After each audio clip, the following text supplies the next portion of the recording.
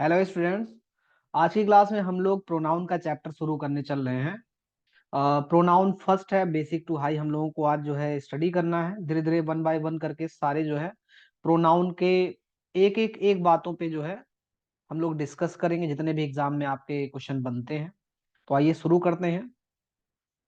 Pronoun क्या होता है, इसकी डिफिनीशन क्या होती है, इसके एग्जाम में क्वेश्चन कैसे आते हैं, इन सारी चीजों पे हम लोग डिस्कस करेंगे। तो सबसे पहले यहाँ पे डिफिनीशन की बात है। जैसा कि आप लोग सब जानते ही होंगे डिफिनीशन क्या होती है, बहुत ही बेसिक सी डिफिनीशन होती है इसकी। तो डिफिनीशन क्या है दोस्तों यहाँ पे? Pronoun are words which are used at place of noun to avoid repetition. Pronoun का यूज हम लोग करते हैं नाउन को बार बार ना यूज करना पड़े, इसलिए हम लोग किसी प्रोनाउन का यूज करते हैं। हम लोग नाउन की जगह पे यूज करते हैं प्रोनाउन। जैसे यहाँ पे एक एग्जांपल के लिए सेंटेंस दिया गया, ये सब चीजें आप लोग जानते हैं, फिर भी एक जो काम है उसको पूरा करते हुए, पूरा बाकायदे एक एक चीज को बताते हुए मैं चलता हूँ, ताकि हर एक बच्चे को समझ में आए। जैसे लिखा sentence, Ravi is a teacher. Ravi एक टीचर है। He teaches physics. वो फिजिक्स पढ़ाता है। अब यहाँ पे आप देखें तो इस सेंटेंस में रवि नाउन है, इज आपकी वर्ब है, और टीचर आपका फिर से नाउन है। लेकिन अगले सेंटेंस में ही क्या है? तो ये ही जो है किसको रिप्रेजेंट कर रहा है? रवि को। रवि की जगह पर अगली सेंटेंस में रवि को रिप्रेजेंट करने के लिए यहाँ पे प्रोनाउन आ गया है आपका क्या? ही। तो दोस्तों ही को यहाँ पे प्रोनाउन कहा जाएगा, क्योंकि ये किसकी बात कर रहा है? रवि की। ऐसे ही अगले सेंटेंस में लिखा है, India is a big country. India एक बड़ा देश है। It has many diversity. इसमें बहुत सारी विभिन्नताएं हैं। विभिन्नताएं होने का मतलब लैंग्वेज बहुत सारी हैं, कल्चर बहुत सारे हैं। ठीक है। तो ऐसे ही तो सेंटेंस यहाँ पे बना, India is a big country, it has many diversities. अब बात करें प्रोनाउन की, तो प्रोनाउन आप पहचानते होंगे, लेकिन है क्या, क्यों यूज किया गया, किसके लिए? तो भाई यहाँ पे इट आपका प्रोनाउन है। किसके लिए यूज किया गया है? इंडिया के लिए यूज किया गया है। तो बस आपको पहले तो समझना है प्रोनाउन को, कि प्रोनाउन होता क्या है, प्रोनाउन क्या क्या वर्ड होते हैं ये पहचानने हैं। फिर उनका यूज कैसे होता है किसी सेंटेंस में, गलत तरीके से सही तरीके से सब जानेंगे। एग्जाम में कैसे पूछा जाता है, उसको कैसे करेक्ट करेंगे, इनकरेक्ट कब होता है, वो सब। तो आइए बढ़ते हैं अगली स्लाइड पे और जानते हैं थोड़ा सा प्रोनाउन के बारे में। तो सबसे पहला दोस्तों जो प्रोनाउन है वो है पर्सनल प्रोनाउन आपका।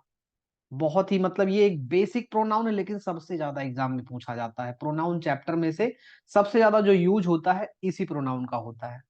अब पर्सनल प्रोनाउन होता क्या है? जो किसी पर्सन को इंडिकेट करता है। पर्सन से बना है आपका पर्सनल। किसी पर्सन को इंडिकेट करने के लिए आप वर्ड क्या यूज करते हो, तो वो प्रोनाउन हमको पढ़ना है। ये तीन तरीके के होते हैं दोस्तों। ठीक है, three types of personal pronoun. कौन कौन से? फर्स्ट पर्सन जिसमें आपका आई और वी होता है। सेकंड पर्सन जिसमें यू होता है। और उसके बाद थर्ड पर्सन होता है जिसमें ही, सी, इट, दे होते हैं। चार होते हैं इसमें। तो इन्हें कहा जाता है पर्सनल प्रोनाउन। पर्सनल प्रोनाउन में दोस्तों कितने पर्सन होते हैं? तो तीन पर्सन होते हैं। फर्स्ट कैटेगरी का पर्सन होता है, सेकंड कैटेगरी का होता है, और थर्ड कैटेगरी का होता है। अब आइए इसके बारे में हम थोड़ा सा डिटेल में जानते हैं, विस्तार से अच्छे से इसके बारे में स्टडी करते हैं। तो देखिए यहाँ पे आपको कुछ बताया गया, पर्सनल प्रोनाउन का ये चार्ट दिया गया है। ठीक है, यहाँ पे पर्सनल प्रोनाउन का चार्ट दिया गया है। क्या है? एक तो सब्जेक्टिव केस है, दूसरा ऑब्जेक्टिव केस है, तीसरा पजेसिव केस है, और चौथा आपका रिफ्लेक्सिव केस है। यहाँ पर इनके बारे में नीचे बताया गया कि सब्जेक्टिव केस पर्सनल प्रोनाउन में क्या होता है, ऑब्जेक्टिव केस पर्सनल प्रोनाउन में क्या होता है, पजेसिव केस में क्या होता है, ये क्या होता है। तो देखिए ये दोनों जो हैं, जैसा कि मैंने पीछे बताया, इन दोनों को क्या कहा जाता है? इन्हें फर्स्ट पर्सन कहा जाता है। तो ये दोनों जो है फर्स्ट पर्सन की कैटेगरी में है। ठीक है। उसके बाद ये अकेला जो है ये आपका सेकंड पर्सन की कैटेगरी में रहता है। और उसके बाद बाकी बचे ये जो चार हैं, इन्हें हम लोग थर्ड पर्सन की कैटेगरी में रखते हैं। पहले तो आपको ये पता होना चाहिए कि आई और बी को फर्स्ट पर्सन माना जाता है। ठीक। यू को सेकंड पर्सन माना जाता है। ही, सी, इट, दे, ये आपका थर्ड पर्सन कहलाता है। अब आपको हम बता दें कि खास करके एसएससी, बैंक या किसी भी वनडे एग्जाम में अक्सर ये चीजें नहीं पूछी जाती कि कौन सा पर्सन है। लेकिन जब हम एक्सरसाइज करेंगे उसको समझने के लिए कि बढ़िया से एक फ्लुएंट स्पीड में हम लोग उसको पढ़ सके, क्वेश्चन को सॉल्व कर सके, जब मैं आपको क्वेश्चन सॉल्व कराऊं तो कुछ टर्म्स मैं यूज करूंगा तो जिसमें आपको ये मदद करेंगे। इसके लिए आपको थोड़ा जानना जरूरी है। ओके। तो first person, second, third person, ये सब सारी चीजें हैं। अब यहाँ पर इनका ऑब्जेक्टिव केस आप थोड़ा सा ध्यान दीजिए, ये आपको चार्ट कंप्लीट होना चाहिए। जब आपसे पूछा जाए आई, तो आई का मी होता है, बी का अस होता है, यू का यू रहता है। ठीक है, ये सेम रहता है, सब्जेक्टिव ऑब्जेक्टिव में ये दोनों सेम रहते हैं। ही का हिम हो जाता है, सी का हर हो जाएगा, दे का देम, इट का इट, ये भी सेम रहता है सब्जेक्टिव और ऑब्जेक्टिव में। तो दो चीजें सेम है, कौन कौन से? यू सब्जेक्टिव ऑब्जेक्टिव में सेम है और इट सब्जेक्टिव ऑब्जेक्टिव में सेम है, इस चीज का ध्यान रहे। फिर पजेसिव केस में आ जाए तो पजेसिव केस में माई और माइन होता है, दो होते हैं, ये दो अलग अलग होते हैं। इनका मैं यूज आपको आगे बताऊंगा कैसे अलग अलग जगहों पे यूज किए जाते हैं, इनमें फर्क क्या है। आवर है, आवर्स है, सेम ऐसे ही, मतलब पजेसिव केस का पूरा यूज मैं आपको आगे पढ़ाऊंगा। योर और योर्स दो अलग अलग होते हैं। हिज अकेला होता है, जबकि हर और हर्ष अलग अलग होते हैं। देयर और देयर्स अलग अलग होते हैं, वहीं पे इट्स अकेला होता है। दोस्तों यहाँ पे ध्यान रहे, हम लोग आई टी एस इट्स का यूज कर रहे हैं। हम लोग यहाँ पे इस वाले इट्स का यूज नहीं, जिसमें एपोस्ट्रॉफी लगा रहता है, कॉमा लगा रहता है, इसका यूज हम लोग अभी यहाँ पे नहीं कर रहे हैं। इसका यूज होता है, कहाँ पे होता है मैं आगे आपको बताऊंगा। फिर है रिफ्लेक्सिव केस, जिसको आप रिफ्लेक्सिव फॉर्म भी कहते हो, रिफ्लेक्सिव प्रोनाउन भी कहते हो। तो ये क्या है? तो आपको ध्यान रखना है, आई का जो रिफ्लेक्सिव प्रोनाउन होता है वो माई सेल्फ होता है। बी का सेल्फ फॉर्म आवर सेल्फ होता है। अब दोस्तों यहाँ पे गलती क्या होती है, अभी मैं आपको बताता हूं जैसे गलती होती है यहाँ पे। यू का योर सेल्फ होता है, हिम का हिम सेल्फ हो जाएगा, हर से हर सेल्फ बन जाएगा। और उसके बाद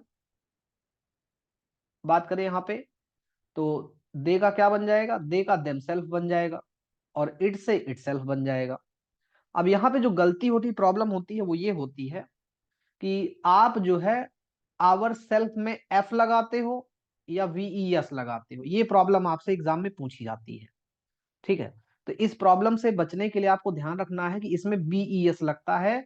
इसमें अगर आपने लास्ट में ऐसे लिख दिया सेल्फ, आवर सेल्फ, इस तरीके से, तो ये गलत हो जाएगा। बाकी सब में आप सेल्फ लिखिएगा, लेकिन आवर सेल्फ में एफ मत लगाना, बीईएस लगाना, हमेशा प्लूरल फॉर्म में होता है, सेम एज देम सेल्फ है। अगर इसमें भी आपने सेल्फ लिख दिया तो ये भी गलत हो जाएगा। तो इन दो वर्ड को ध्यान रखना पड़ेगा आपको। बाकी आगे मैं एक्सरसाइज इन सब चीजों की कराऊंगा। अब आगे यहाँ पे देखें, तो जो पर्सन है, first person, second person, third person, उनका यहाँ पे यूज बताया गया, बहुत ही बेहतरीन जो है आपको कॉन्सेप्ट बताया गया है। इस कॉन्सेप्ट को हम लोग थोड़ा सा समझते हैं कि आखिर ये कॉन्सेप्ट है क्या। इस कॉन्सेप्ट को थोड़ा सा अच्छे से समझ लेते हैं। ठीक है, तो कॉन्सेप्ट क्या कह रहा है कि when more than one person are use in a sentence the order should be, कि एक सेंटेंस में जब एक साथ कई सारे पर्सन यूज होते हैं तो उनका सीक्वेंस क्या होता है। देखिए क्या बताया गया, when all personal pronouns are singular, कि जब पर्सनल प्रोनाउन सिंगुलर होते हैं तो उनका सीक्वेंस होना चाहिए 2 3 1। इसको आप नोट कर लीजिए, फिर अभी एग्जांपल में बताऊंगा, ये बहुत ही आराम से सब आपको सब समझ में आएगा। तो 2 3 1 उनका होना चाहिए, मतलब पहले सेकंड पर्सन आएगा, फिर थर्ड पर्सन आएगा, फिर फर्स्ट पर्सन आएगा। ओके, इसको आप नोट कर लीजिए, फिर आगे अब जब एग्जांपल देखेंगे तब समझ में आएगा, इसका स्क्रीनशॉट आप ले लीजिए। When all personal pronouns are plural, जब प्लूरल होते हैं तब क्या होता है? प्लूरल होता है तो 1 2 3 होता है, मतलब पहले फर्स्ट पर्सन आएगा, फिर सेकंड, फिर थर्ड।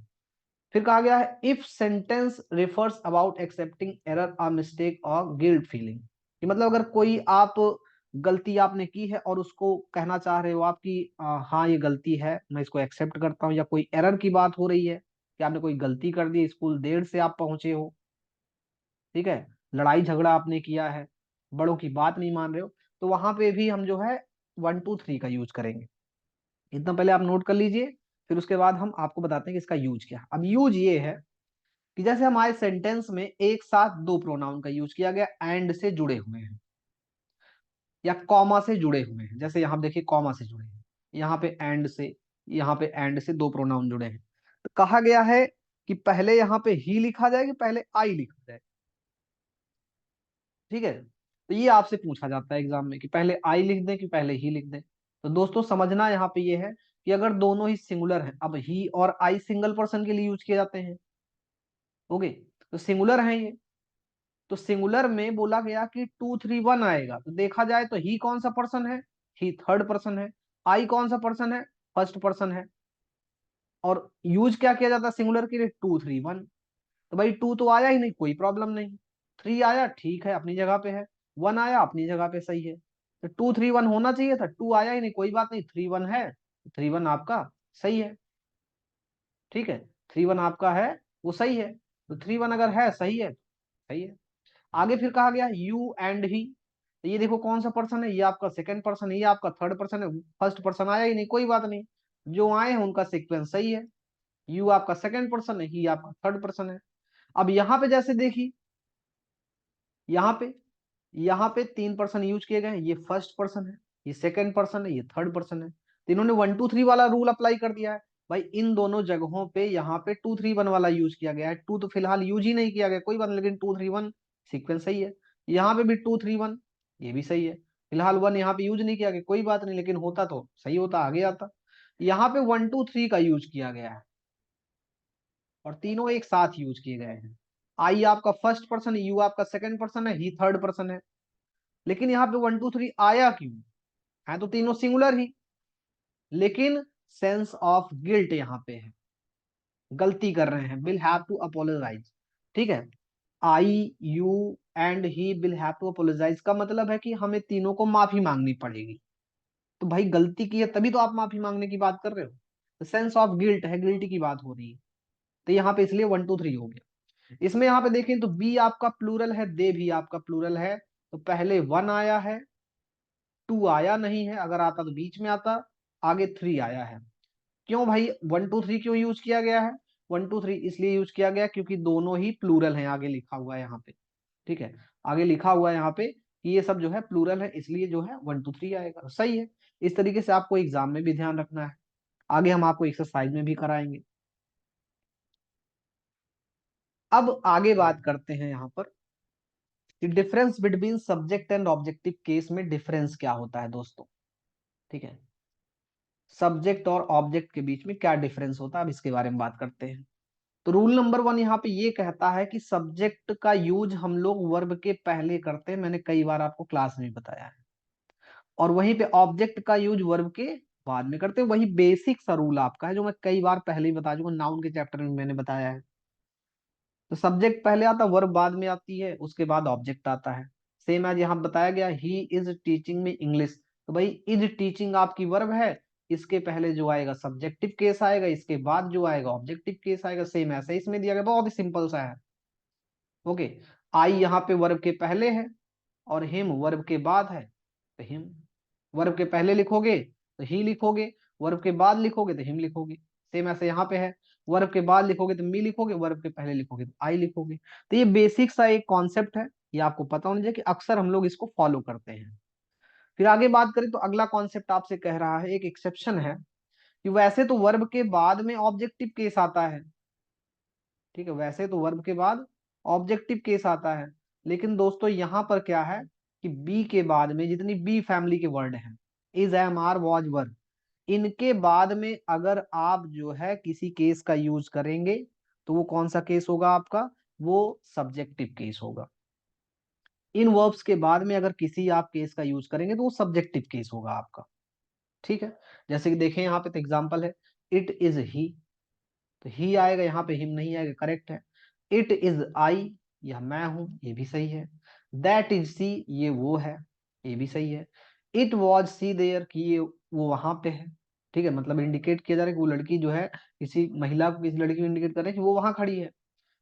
इफ ही वर सी, यदि वह उस लड़की की जगह पे होता, तो he would have been very successful, कि वो बहुत ही सक्सेसफुल होता। ठीक है, तो यहाँ पर जो है सब्जेक्टिव केस का यूज करना, ये आपको याद रखना है, ये बहुत ही बढ़िया कॉन्सेप्ट है, अक्सर बच्चे इसमें कंफ्यूज होते हैं, आगे एग्जाम्पल आएगा तभी आपको क्लियर होगा। दोस्तों मैं आपको बता दूं कंफ्यूजन क्या है, अक्सर हम लोग जो है बोलते समय लिखते हैं इट इज मी, जब आपसे कोई पूछता है कौन है, हाँ चलो उसने आपको देखा नहीं और पूछ रहा है कौन है भाई दरवाजा खटखटा रहा है, तो आप कहते हो इट्स मी। आप शॉर्ट फॉर्म में लिख सकते हो इसको, फुल फॉर्म में ऐसे लिख सकते हो, आप क्या बोलते हैं, इट्स मी, जो कि बिल्कुल ग्रामर की नजर में, एग्जाम की नजर में गलत है, तो इससे आपको बचना है। इट्स हिम नहीं, इट्स ही, या इट इज ही, ऐसे। अगले कॉन्सेप्ट पे आ जाइए, इस पे हम बात करेंगे जरूर क्योंकि बहुत बढ़िया कॉन्सेप्ट है ये आपका, एडजेक्टिव के चैप्टर में आपको ये देखने को मिलेगा, वहां पे आपके लिए बढ़िया रहे। तो इस कॉन्सेप्ट को आपको दो जगहों पर पढ़ना पड़ेगा, एक तो यहाँ पे भी पढ़ेंगे आप प्रोनाउन के चैप्टर में, आगे आप फिर एडजेक्टिव में पढ़ेंगे, तो अच्छे से इसको पढ़िए कि इंपॉर्टेंट है। क्या कहा गया है, comparison should be in similar case, comparison आपका हमेशा सिमिलर केस में होना चाहिए। कहने का मतलब ये है कि अगर दो प्रोनाउन का या दो नाउन का आपस में कंपैरिजन हो रहा है तो उनका केस एक जैसा होगा। अब भाई नाउन में तो कोई फर्क ही नहीं पड़ने वाला सब्जेक्ट ऑब्जेक्ट में, लेकिन प्रोनाउन में फर्क है कि भाई वर्ब के पहले हम लोग सब्जेक्टिव केस का यूज करते हैं, वर्ब के बाद में ऑब्जेक्टिव केस का। लेकिन यहाँ पर वर्ब के पहले भी सब्जेक्टिव है और बाद में भी सब्जेक्टिव है। क्यों? क्योंकि यहाँ पर आप इनमें आपस में कंपैरिजन कर रहे हो, किसमें, सी में और ही में कंपेयर किया जा रहा है कि she is more intelligent than he, कि वह उससे अधिक इंटेलिजेंट। तो भाई ये भी सब्जेक्टिव बनेगा, ये तो सब्जेक्टिव ऑलरेडी है ही। सेम ऐसे सी इज टॉलर देन आई, कि वह मुझसे अधिक टॉलर है। ठीक है, तो यहाँ पे सी जो है वो सब्जेक्टिव केस तो है ही है, आई भी सब्जेक्टिव केस होगा। You are as honest as she, तुम उतने ऑनेस्ट हो जितना कि वह है। तो इनमें जब कंपैरिजन किया गया तो दोस्तों याद रखना है आपको सिमिलर केस होना चाहिए। ठीक है, क्लियर है? आगे बढ़े अब। आइए, अगला कॉन्सेप्ट आपसे कह रहा है कि प्रीपोजिशन हो गया। ठीक है, जितने भी प्रीपोजिशन होते हैं, प्रीपोजिशन क्या होते हैं, मैं यहाँ पे कुछ एग्जांपल लिख देता हूँ। प्रीपोजिशन आपको होता है जैसे एट, इन, बिटवीन, ये सब आपके प्रीपोजिशन के एग्जांपल हैं। अंडर, अबव, विद, ठीक है, ये सब प्रीपोजिशन होते हैं। तो कह रहे हैं जितने प्रीपोजिशन है, या एक बेहतरीन वर्ड है आपका like, but, except, let, in words के बाद में हम लोग ऑब्जेक्टिव केस का यूज करते हैं। अगर आपको किसी सेंटेंस में कोई प्रीपोजिशन दिख रहा है, लाइक नजर आ रहा है, बट नजर आ रहा है, एक्सेप्ट नजर आ रहा है, लेट नजर आ रहा है, तो इसके बाद में जो भी नाउन या प्रोनाउन आएगा वो ऑब्जेक्टिव केस में होगा। ठीक, तो देखते हैं यहाँ पे कुछ एग्जाम्पल। एग्जाम्पल क्या कर रहा है, the construction is for you and me, sorry, the instruction is for you and me, कि जो इंस्ट्रक्शन है, ये जो दिशा निर्देश है, ये तुम्हारे लिए और मेरे लिए है। तो भाई यहाँ पे यू ऑब्जेक्टिव केस, एक सब्जेक्टिव केस, कैसे समझो, क्योंकि यू तो सब्जेक्टिव और ऑब्जेक्टिव में एक ही जैसा होता है। तो यहाँ पे फॉर प्रीपोजिशन बता रहे भैया ये ऑब्जेक्टिव केस है। अब आप कहोगे सर चाहे यू सब्जेक्टिव माना जाए चाहे ऑब्जेक्टिव माना जाए, फर्क क्या पड़ना जब वो एक ही जैसा है। भैया फर्क इधर पड़ता है, कभी मान के चलो इसको जो मी लिखा है आई लिख दिया गया तो क्या होगा, क्योंकि ये भी तो इसी से जुड़ा हुआ है, दोनों आपस में जुड़े हुए हैं। जब इसको ऑब्जेक्टिव नहीं मानोगे तो इसको कैसे ऑब्जेक्टिव मानोगे, मी कैसे लिखोगे, फिर तो आई लिख के कोई चला जाएगा। तो इसलिए जानना जरूरी है कि यहाँ पे मी लिखा जाए आई नहीं। सेम ऐसे between him and her, between भी प्रीपोजिशन अभी बताया गया, तो इसलिए दोनों एक जैसे, हिम एंड हर। फिर आगे लिखा I shall meet none except her tomorrow, कि मैं उसके अलावा दूसरे किसी से कल नहीं मिलूंगा। तो एक्सेप्ट के अलावा यहाँ, एक्सेप्ट के लिए यहाँ पे बाद में प्रोनाउन आया है, वो ऑब्जेक्टिव केस में है। वैसे ही she has purchase gift for them and her husband, तो फॉर देम उनके लिए, एंड हर हस्बैंड दोनों ऑब्जेक्टिव केस में, ये वर्ड भी आपका ऑब्जेक्टिव केस है, ये वर्ड भी। ऐसे ही आगे let her complete the work, let के बाद में जो वर्ब आ रही है वो ऑब्जेक्टिव केस में है, क्योंकि लेट एक वर्ब है, इसको चाहे जो मानो, लेट के बाद ऑब्जेक्टिव केस। आगे फिर गुड स्टूडेंट्स लाइक हिम, अच्छे स्टूडेंट्स उसके जैसे, should take part in cultural activities also, उन्हें कल्चरल एक्टिविटीज में भी पार्ट लेना चाहिए। तो लाइक एक वर्ब भी होती है और एक प्रीपोजिशन या कह लो इसको कंजंक्शन भी होता है। इसके बाद ये इसको जो भी समझो आप, लाइक को जो मानो, चाहे वर्ब मानो प्रीपोजिशन, उसके बाद तो ऑब्जेक्टिव केस ही आना, इसलिए यहाँ पे ऑब्जेक्टिव केस है ये। ओके, तो ये एक बहुत ही बेहतरीन कॉन्सेप्ट है। ये सब छोटी छोटी चीजें जो हैं ये आपको आगे चल करके बेनिफिट देंगी, वर्ब में, नाउन में, एडजेक्टिव में, कुल मिला के जब आप रैंडम क्विज कोई सॉल्व करोगे, क्वेश्चन सॉल्व करोगे, तो ये हर जगह आपको फिर हेल्पफुल साबित होंगी आपके लिए। आगे बढ़ते हैं। अब आगे आपको इस चैप्टर से रिलेटेड हमने कुछ एक्सरसाइज रखी हैं, इसमें 10 क्वेश्चन है टोटल। इनको आप सॉल्व करिए अच्छे से और देखिए कि आपको इससे रिलेटेड क्या आज बेनिफिट मिलता है। तो आइए हम यहाँ पे एक्सरसाइज शुरू करते हैं। पहला क्वेश्चन है, I you and he must attend the seminar on career guidance, कि मुझे, तुम्हें और उसे सेमिनार अटेंड करना चाहिए ऑन कैरियर गाइडेंस। जल्दी से बताइए इसमें क्या आंसर होगा, आपको क्या लग रहा है, सेंटेंस करेक्ट है या फिर इसमें कोई प्रॉब्लम है? प्रॉब्लम है तो कौन से ऑप्शन में है, जल्दी से देखिए। वीडियो को आप पॉज कर सकते हैं, पॉज करके आप देख लीजिए।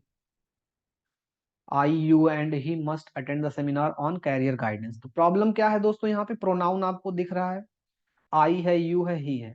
तो भाई ये फर्स्ट पर्सन है, ये आपका सेकंड पर्सन है, ये थर्ड पर्सन है, सब्जेक्टिव केस में है, वर्ब के पहले आए सब्जेक्टिव केस है, सही है। लेकिन सीक्वेंस देखा जाए, सीक्वेंस आपका ये करेक्ट है, 1 2 3 यूज किया जाता है सिंगुलर हो और गलत काम कर रहे हो तो। लेकिन गलत काम तो भाई कर ही नहीं रहे हैं, और अगर सही काम कर रहे हैं सिंगुलर के केस में, फिर 2 3 1 होना चाहिए था। तो 2 3 1 का मतलब पहले यू होना चाहिए, फिर ही होना चाहिए, फिर आई होना चाहिए। तो यहाँ पे सीक्वेंस गलत है।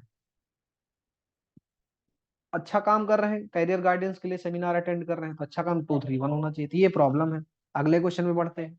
ये क्वेश्चन जल्दी से देखिए। तो इस क्वेश्चन को देखने पे यहाँ पे नजर आ रहा है प्रोनाउन हमें, you, he and I are to be blamed for the accident, कि मुझे, तुम्हें और उसे जो है एक्सीडेंट के लिए ब्लेम किया जाना है या ब्लेम किया जाएगा। तो यहाँ पर देखा जाए तो यू आया है, प्रोनाउन है, ही प्रोनाउन, आई प्रोनाउन है। अब प्रोनाउन है सब्जेक्टिव केस, क्योंकि वर्ब के पहले आ रहे हैं सब, यू ही एंड आई सब सब्जेक्ट हैं। लेकिन सीक्वेंस देखा जाए तो ये 2 है 3 है और ये 1 है। तो भाई सीक्वेंस सिंगुलर है, और अगर अच्छा काम कर रहे हैं सही है, सिंगुलर है तब तो सही है सीक्वेंस इनका। लेकिन बात की जाए कि अच्छा काम कर रहे हैं, तो अच्छा काम तो नहीं भाई, एक्सीडेंट के लिए ब्लेम किया जा रहा है, गिल्ट है, गिल्ट की भावना है।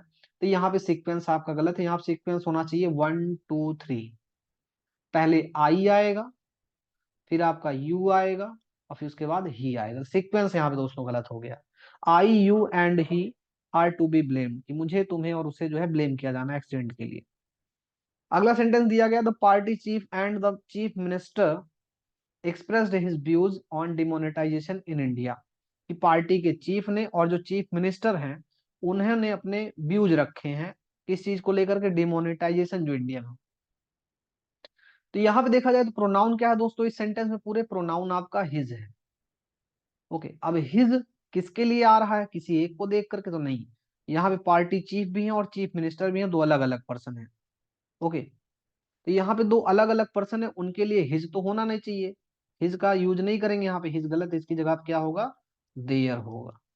तो यहाँ पे देयर होना चाहिए। ऐसी प्रॉब्लम आपसे पूछी जाती है। इनके बारे में और हम लोग जो है आगे आपको बताएं कैसे हिज देयर होता है, ये आगे जब आप चैप्टर पढ़ते रहोगे प्रोनाउन का, तो और भी आपको हम इन सब चीजों के बारे में बताते रहेंगे। अगला सेंटेंस जैसे लिखा गया, हिज एल्डर ब्रदर, उसका बड़ा भाई। तो हिज सही है, उसका बड़ा भाई, कोई प्रॉब्लम नहीं है। Is more intelligent than him, तो यहाँ पे हिम आया है किसके लिए, उसके लिए, कि उसका जो बड़ा भाई है उससे अधिक इंटेलिजेंट है। तो हिम का यूज किया गया ऑब्जेक्टिव केस। भाई ये वर्ब है, वर्ब के पहले हिज ब्रदर जो है, his Elder brother subjective case माना जाएगा। ठीक है, his Elder brother subjective case है। अब वर्ब के बाद तो ऑब्जेक्टिव केस आना चाहिए, लेकिन सेंस क्या है यहाँ पे, कंपैरिजन का, और कंपैरिजन में सब्जेक्टिव केस यूज किया जाता है, तो यहाँ पे क्या होना चाहिए, ही होना चाहिए।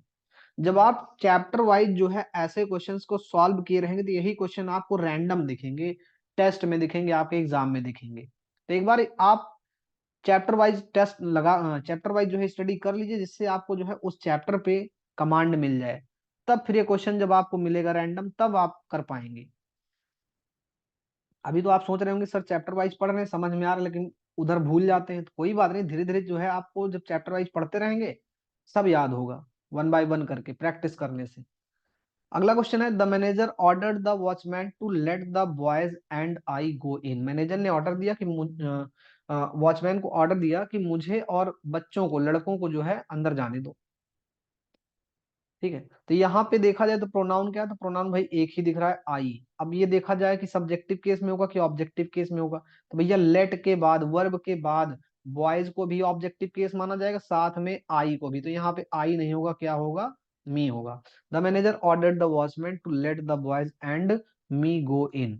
अगला सेंटेंस जल्दी से देखिए, यहाँ पे लिखा हुआ है, the boy who studies hard he will pass with flying colours, कि लड़का जो अच्छे से मेहनत करेगा, अच्छे से पढ़ाई करेगा, वो अच्छे नंबर से, फ्लाइंग कलर्स का मतलब है अच्छे तरीके से सक्सेसफुल होगा। तो प्रॉब्लम क्या है दोस्तों, एक ही यहाँ पे प्रोनाउन हमको दिख रहा है, ही।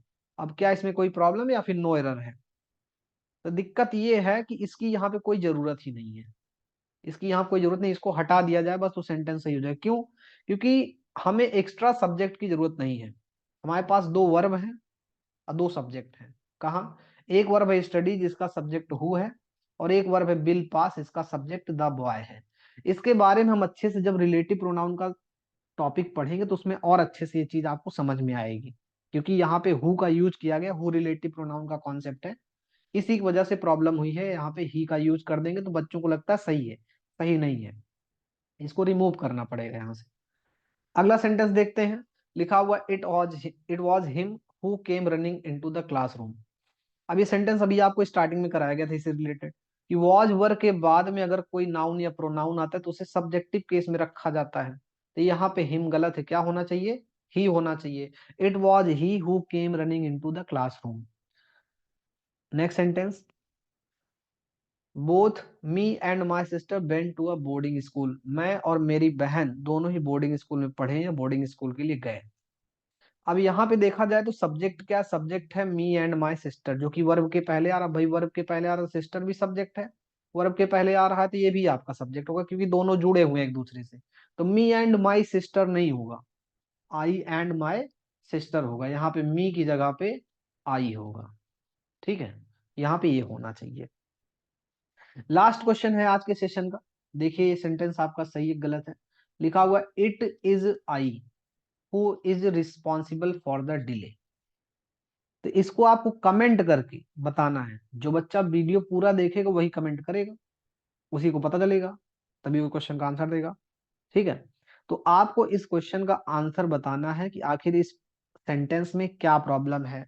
यहाँ पे आई होगा कि मी होगा, ओके, यहाँ पे इज होगा, एम होगा कि आर होगा, यहाँ पे इट होगा कि इट्स होगा, क्या होगा, इसको आप आंसर करिएगा। तो आज के लिए बस इतना ही। थैंक यू सो मच, मिलते हैं हम लोग अगले सेशन में।